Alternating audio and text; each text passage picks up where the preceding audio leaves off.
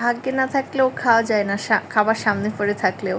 তো চলুন সকাল সকাল শুরু করা যাক। সকালবেলা ঘুম থেকে উঠে বরমশাই পুজো সেরে নিল। তো তারপরেই পুজো করে এসেই কিন্তু তার ধুলি মাটি হচ্ছে সোনাকে মাখিয়ে দিত এভাবে। তো নবমীর দিন মাংস রান্না হচ্ছে আর পাতলা মাছের ঝোল আর টক ডাল রান্না হয়েছে। তো আসবে মা, দিদিভাই আর হচ্ছে দাদাভাই, 3জন আসবে। তো স্বাদের অনুষ্ঠান তো ওইভাবে বাড়িতে গিয়ে করা হয়নি, কারণ ডাক্তার বলে দিয়েছিল জার্নি করা যাবে না এবং দাঁড়িয়ে থাকা যাবে না। তো আমার হচ্ছে একটা সমস্যার কারণে, তো সমস্যাটা পরের ভিডিওই বলবো। তো এর জন্য আর কি তো রেস্টেই থাকতে হবে। তো তার জন্য আর কি বাড়িতে গিয়ে অনুষ্ঠান আর কি হয়নি। তো তাই 7 মাসে অনুষ্ঠানটা বাবার বাড়ির তরফ থেকেই করে নিয়েছিল। তো এই যে আমাদের পিৎজা পার্টি হচ্ছে। তো আয়ুষ্না পিৎজা খেতে চেয়েছিল, তো তাই দিদিভাই বানাই দিচ্ছিল। তো তার জন্য আমরাও খেতে পেরেছি। তো সবাই মিলে পিৎজা খেয়ে নিলাম। তো সকাল সকাল উঠেই কিন্তু মা পরের দিন, যেহেতু আমার স্বাদের অনুষ্ঠান করার ইচ্ছা ছিল, তো করে নিচ্ছিল। মা সব কিছু নিয়ে এসেছিলো বাড়ি থেকে, ঘিলু, চিংড়ি মাছ, ডিম, তারপরে এখানে চালের গুঁড়ি, দুধ, সব কিছুই আর কি, মাংস টাংস সব নিয়ে এসেছিলো। তো তাই মা অল্প অল্প করে রান্না করছে, কারণ ওই দিন মা আসার পরপরই আমার অষ্টমীর দিন থেকে হালকা হালকা গায়ে র্যাশ উঠে গেছিলো, জ্বর আসছিল। তো এর জন্য কি আমার নবমীর দিন একদম পুরো জ্বর এসে গেছিলো। তো ভাগ্যে না থাকলে খাওয়া যায় না। তো এটা কেন বলেছি তাহলে বুঝতেই পেরেছেন।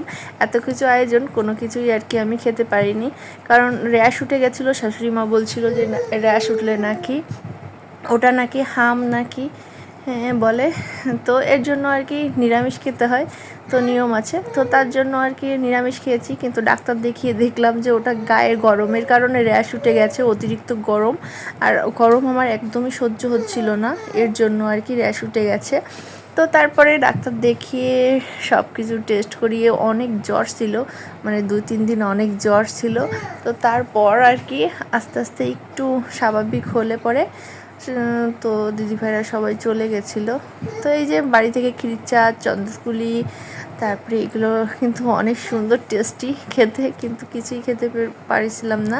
তো এই যে আয়োজন দেখছেন, আমার জন্য আলাদা নিরামিষ আয়োজন করা হয়েছিল, যেহেতু আমি খেতে পারবো না। আরও কিছু মানিয়ে এসেছিলো, কিন্তু রান্না করি নাই, এই কিছুই আর কি রান্না করেছিল।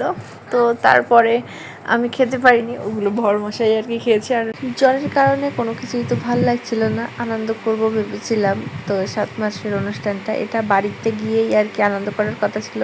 বাড়িতে যদি নাও যেতে পারি তাহলে এখানে আর কি আনন্দ করার কথা ছিল, কিন্তু এখানেও আর আনন্দ করা হয়ে ওঠেনি। আর ভালো লাগছিল না কোনো কিছু, আর জ্বর ছিল, এর জন্য আর কি অল্প স্বল্পের ভিতর সবাই আমাকে আনন্দ দেওয়ার চেষ্টা করছিল। তো তারপরেও আনন্দ কি আর হয় শরীর খারাপ থাকলে।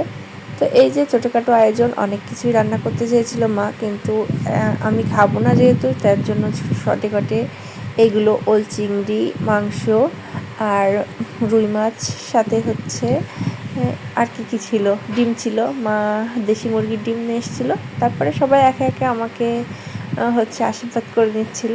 আর এই যে সুন্দর করে প্লেট সাজিয়েছে দাদাভাই, দিদিভাই আর মা মিলে, আর আয়ুষ্না আর তার মেসোবাবু 2জন দেখছিল।